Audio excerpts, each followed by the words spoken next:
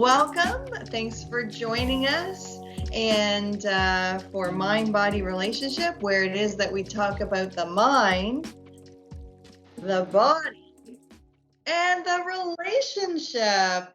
And today what we have joining us Jessica Cashmore. Welcome to our talk today. And how about if you tell everybody just a bit about yourself? Sure.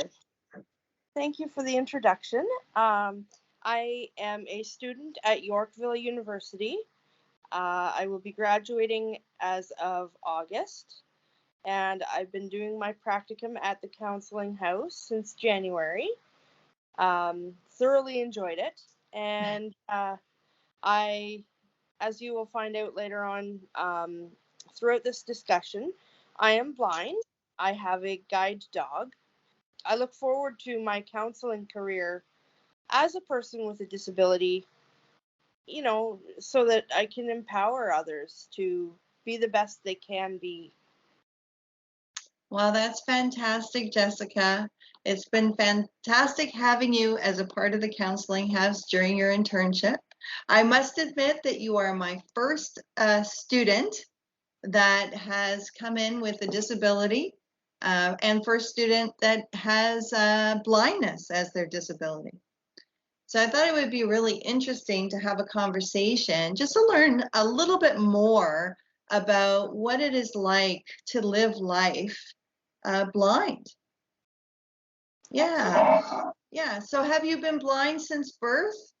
Yes, I have. Okay. And how has life been growing up with blindness? Well, it's to say the least, but it's been a long road, but I've always been taught, even from a very young age, to look at the positive side of life. Look what I do have, because I do have a little bit of vision, but I'm still classified as legally blind. I don't know the acuity that I have, but yeah, I can see like up close or colors, shapes. But if I were to walk into a room, I wouldn't recognize anybody in the room unless they spoke to me. Ah, I see. Yes. And what made you decide that you wanted to be a counselor?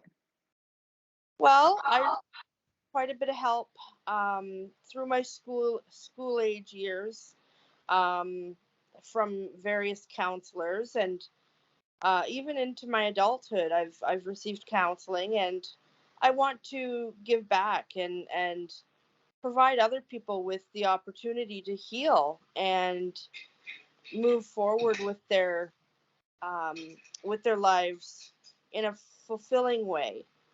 That sounds very nice. And how have you found the counseling experience during your internship over these last few months? Excellent.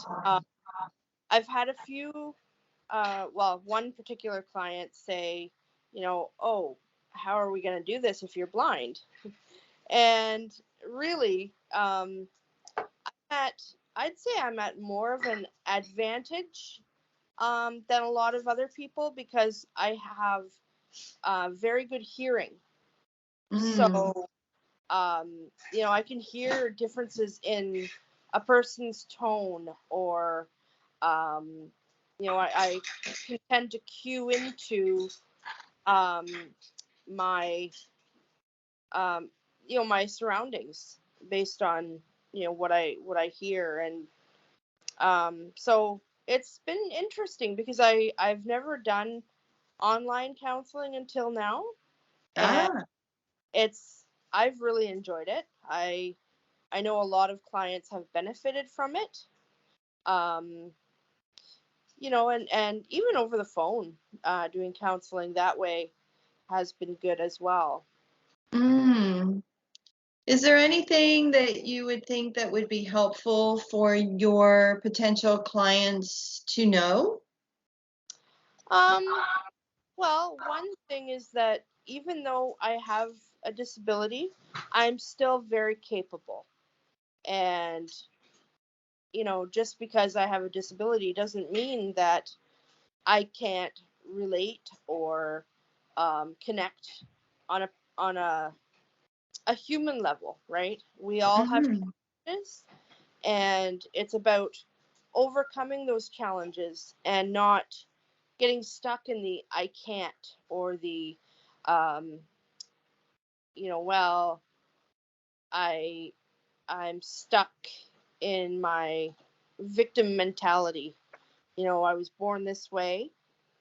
Um, so learning how to move on from that. Hmm. Well, I think that that's really important because you have had a lot of challenges along the way, Mhm.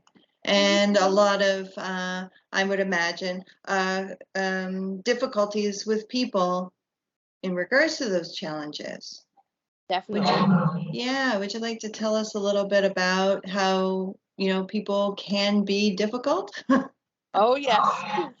Um, I remember when I went to college to get my social service worker diploma. There was one teacher. My adaptive software for the computer wasn't hooked up um, in that particular room. Mm. So I couldn't do an in-class assignment. I said, well, the services for students with disability office was closed that day, so I couldn't even go down there to do my assignment. So I said to my teacher, well, can I take it home? No, no, no, no, no. It's got to be done in class. It's got to be done in class. And so basically he put up every single barrier for me to get, not be able to get this assignment done. So yeah, it was, and then I felt very discriminated against, and Mhm. um, he eventually we ended up getting the Human Rights Tribunal involved because Wow. I wasn't the first student he had done this to. Um, so he was told to take a training on people with disabilities, and um, he had to submit a written apology and how he can rectify the situation. And then Mm. the next semester that I had with him, he was perfectly fine. So it took all of that just to let him know that that's not okay. Like you know um, so there was that incident, but I've also had difficulty finding employment as a result of my disability, because a lot of places won't hire you if you don't have a vehicle or you can't get from place to place. True. I worked at the Canadian Mental Health Association here in Kirkland Lake, and I, I would take cabs to where I needed to go, to visit clients or meet them out in the community. Makes sense. Yeah, and I was okay with that. Um, Mm. Half the time I didn't even charge the agency for my mileage, like for my mileage, so it's not at their expense. Mm. Yeah. Well, I'm sure that it would be very important for people to know how to manage their own blind spots. Talking about discrimination, do you have any suggestions for people and how to be able to just, do some self-reflection to be able to recognize when it is that they're being discriminatory? Absolutely. Um, one important thing to remember is that there are many stereotypes of people with any disability. One is that blind people walk around, with their hands outstretched, looking for things. Well, no, we don't. We don't do that. uh, we often walk with a dog or a white cane. Um, Mhm. so we can often tell if something's in front of us by the echolocation, so to speak. So you can hear if there's a building straight ahead, or if there's something that you might bump into, something like an overhead barrier. Mm. And of course my dog is trained to take me around barriers. So, there's no need for blind people to walk around with their hands stretched out, feeling everything in their environment. Another stereotype is that, you blind people have to be told all the time where their food is in relation to everything. Mm. If they know, if I'm in a restaurant and I order something, I'm obviously going to know what I've ordered, so I can just use my fork to sort of find everything. On the other hand, it is nice to be told if your drink is, say, ahead of you a few inches, so that you don't, go and knock it over, or something like that. So that's Mm. helpful. And a lot of people see these stereotypes, and they're just trying to be helpful, but Mm. sometimes it's a little overboard. I think it's important for people to ask first. Yes. Yes, yes. That's so Um, true. mhm. Yeah. I've had people say, "Oh, in a couple steps there's a stair." Well, my steps may be different than someone else's, so Mm. it may be, I may overestimate or underestimate. Part of my blindness is very poor depth perception. So Ah, sometimes if there's something in front of me, I can't estimate how far it is away from me. So I right. may, end up taking baby steps in order to get to the step that, that I want to step down off of, or the curb that I want to step down off of. Hmm. Yeah. Yeah, definitely.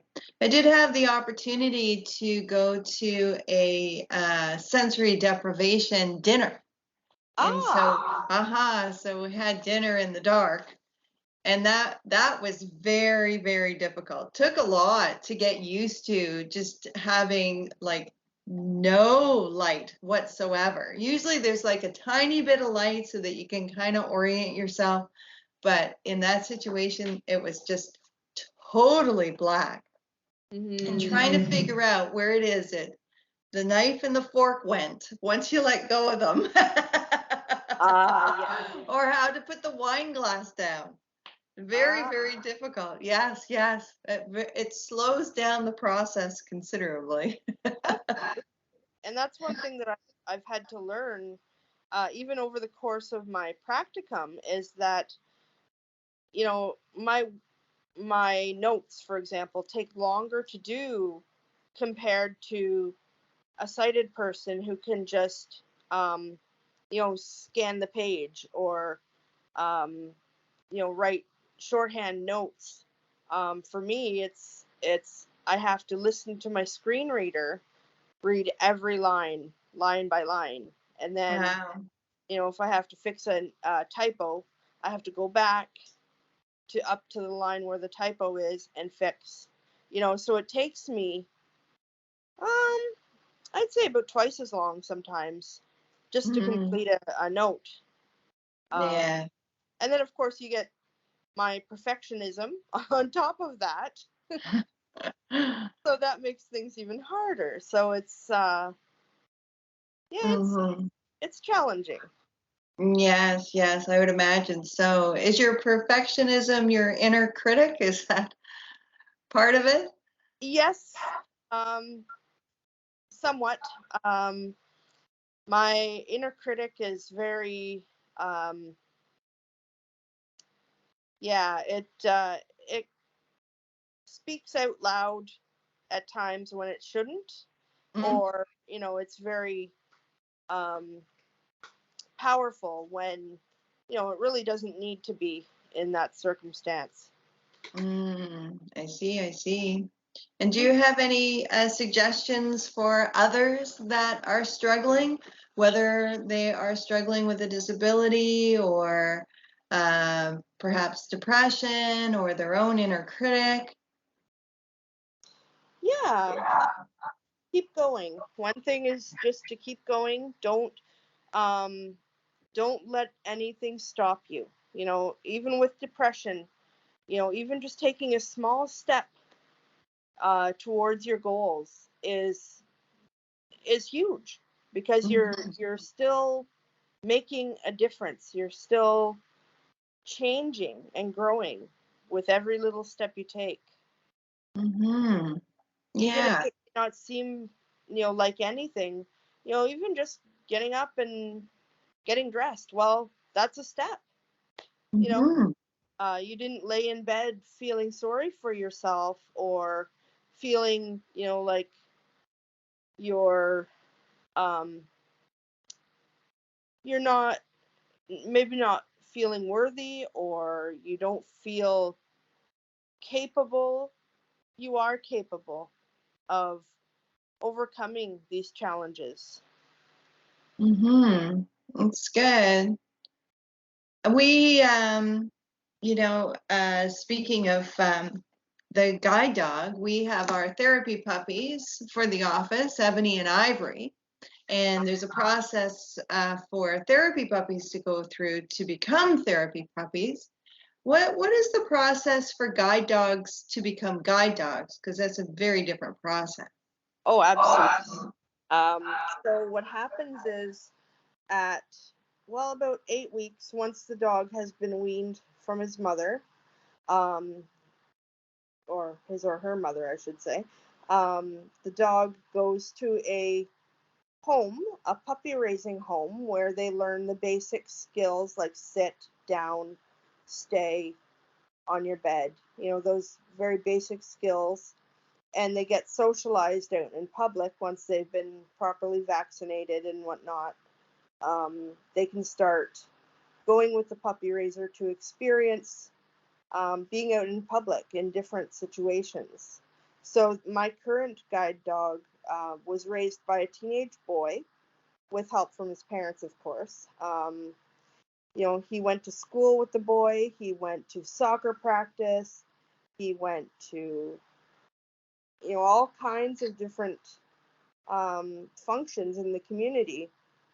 And then at about um, a year, yeah, about a year old, the dog goes back to the guide dog school where he was born, and the dog learns the guide work skills. So the various guide work commands like forward, left, right, halt. You know, and he learns to walk in, you know, with a harness on his back. Mm. And so that usually takes about 6 to 8 months.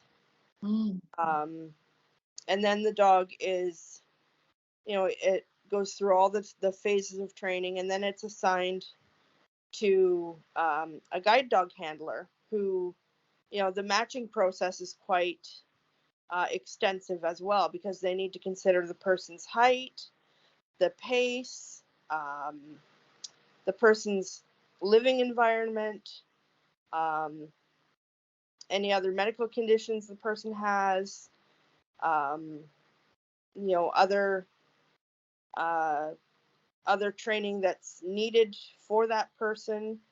So they go through quite you know, there's a home interview, there's a phone interview, there's all kinds of hoops that you have to jump through, so to speak, to get a guide dog.